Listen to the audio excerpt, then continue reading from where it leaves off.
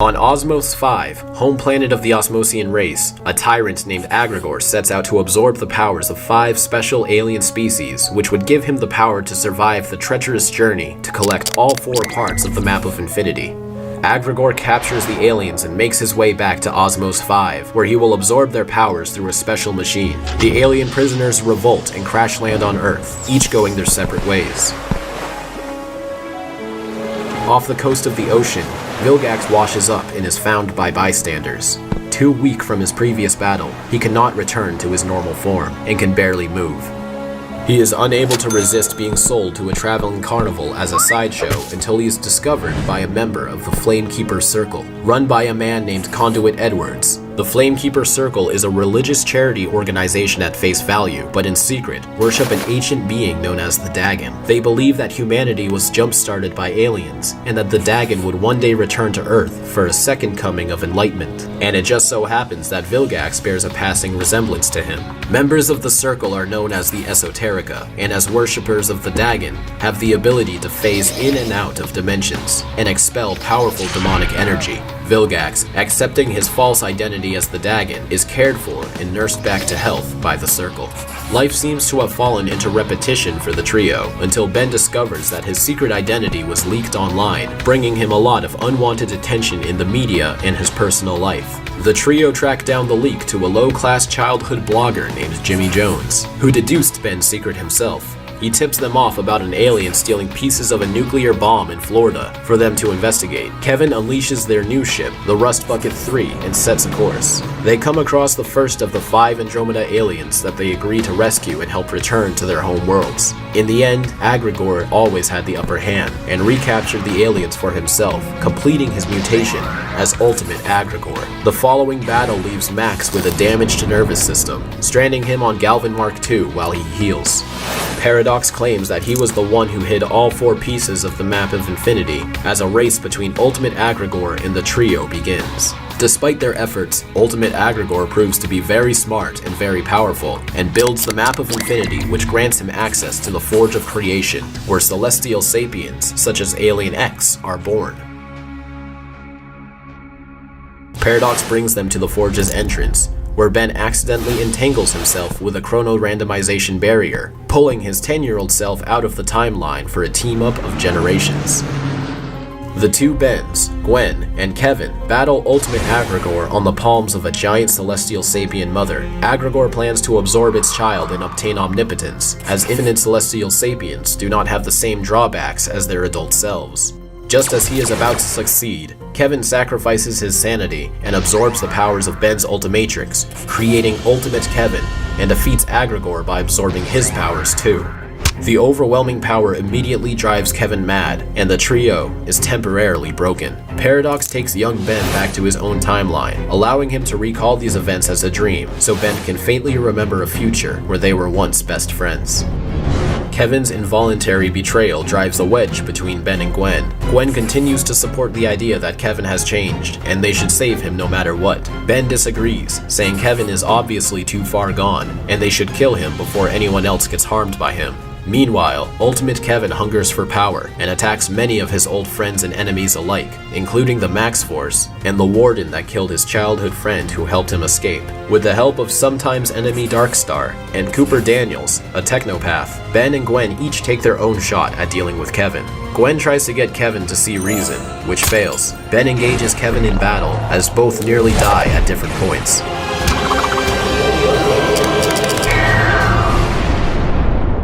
Darkstar and Cooper finalize a device that can cure Kevin, powered by the remains of the Dominus Librium, an ancient energy-conducting artifact believed to be of alien origin. With Kevin cured, the trio reunited, and Max finally healed from his injuries, all seems well in the world.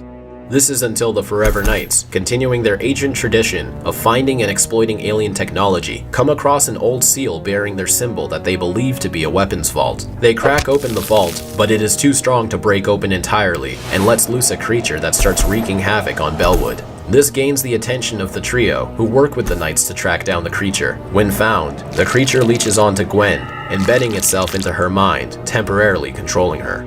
The trio free her, leaving Gwen with new memories, revealing the creature to actually be a demon that feeds off of prayers called a Lacubra, a servant of a great being named the Dagon. What they broke was actually a seal that was keeping the beast away, and now he is slowly breaking free again. The broken seal also alerts an old man from the senior center known simply as George, who begins to make his way to the seal. Confirming it is broken, his quest to slay the Dagon begins once more. He goes to Area 51 and teleports the entire base onto the side of a mountain and uses it as a place to perform his operations. Meanwhile, the trio is confronted by Paradox and Ultimate Ben, another version of Ben's future. Ben realizes that every time he meets his future self, his future will change, but for now, this future comes with the power to access his transformations while in human form. They arrive to help put an end to Eon, an evil time walker who has been traveling across the multiverse, killing different Ben Tennysons. Although they later find that this is not the case, as he is in fact recruiting them for his own personal reasons. The trio, Ultimate Ben and Paradox, defeat Eon by destroying their universe's version of the Hands of Armageddon, which is said to exist simultaneously in every possible universe. Ultimate Ben returns to the future after giving Ben's Ultimatrix new transformations, and Paradox warns Ben to beware a man named Old George. At this time, Old George hails a meeting at Area 51 with the leaders of each faction of the Forever Knights, who have all had their own run-ins with Ben over the years, and proclaims that the Knights must carry out their true order, exterminating all aliens on the planet. He upgrades the Knights with advanced armor and weaponry, with special vehicles to complement. The Purge, as it is officially titled, is kicked off with the death of Pierce Wheels, one of Max's students, prompting the trio to step in. Ben puts an end to the Purge, but later finds that the entire event was a distraction, as George's real quest was to re-obtain the Sword of Ascalon, which is currently still piercing the Dagon's heart in his invisible, teleporting fortress. George was able to calculate where the fortress would appear next, and using his notes, Gwen and the gang follow closely behind. At the fortress, George and the trio are both met by Vilgax, who were brought by the Flamekeeper Circle. Still thinking Vilgax is Dagon, they aim to reunite Dagon with his heart so he may regain his full power and save humanity. As a battle between the Esoterica and the Forever Knights ensues, Vilgax grabs hold of Ascalon and is rejuvenated back to his land form, now powered by the sword. He then hears the voice of the real Dagon, telling him he is aware of his shenanigans, but will actually grant him ultimate power if he becomes his servant, and go back. Oh my god!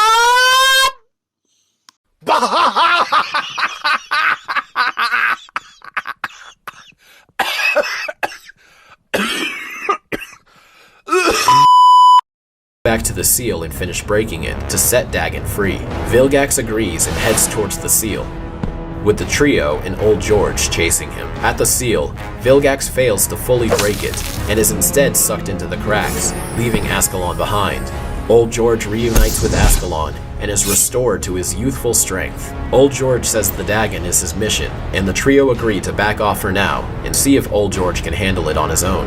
A few weeks later, the trio investigate the Flamekeeper Circle's hideout, but find no one there. They find that they have rallied around the seal with an army of Esoterica to help free Dagon once and for all. The Forever Knights, led by Sir George, stand against the Esoterica, as hundreds upon hundreds of knights in Esoterica break into an all-out war. Conduit Edwards kills Sir George's squire, so Sir George kills Conduit Edwards, with Edwards still proclaiming his loyalty to the Great Dagon with his last dying breath.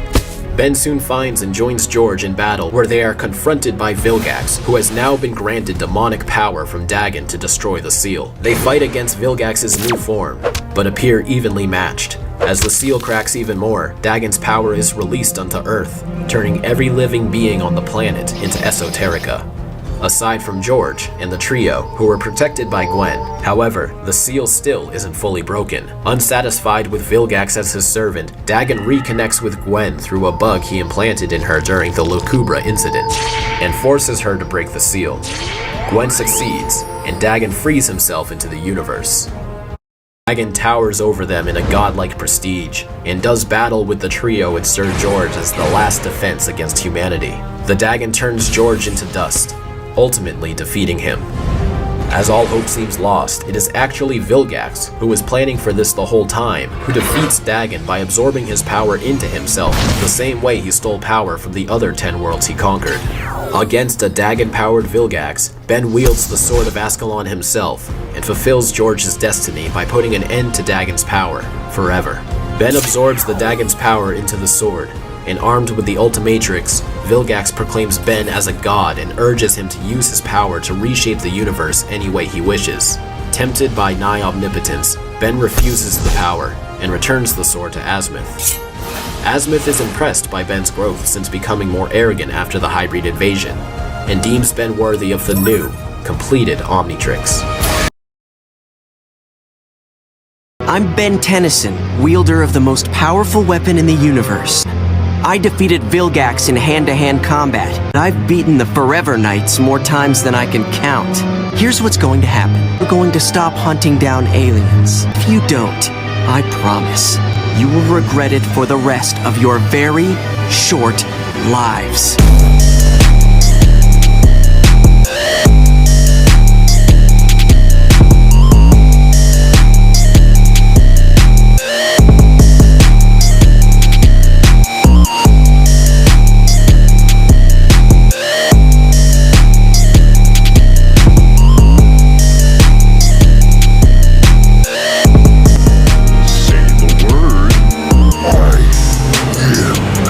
That's right. You do.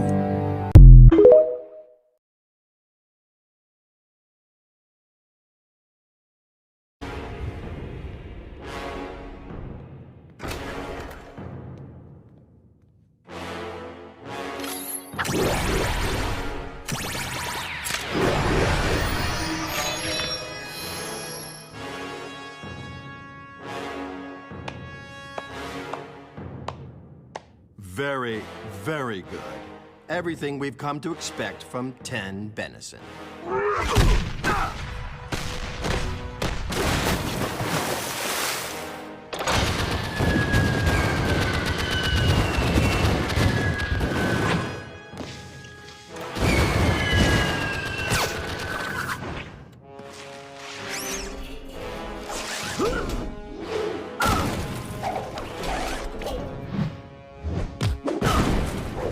Where's Julie?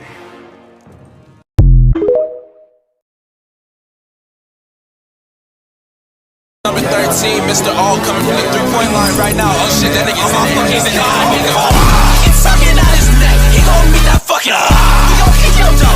1, 2, 3, and 4. You hit out.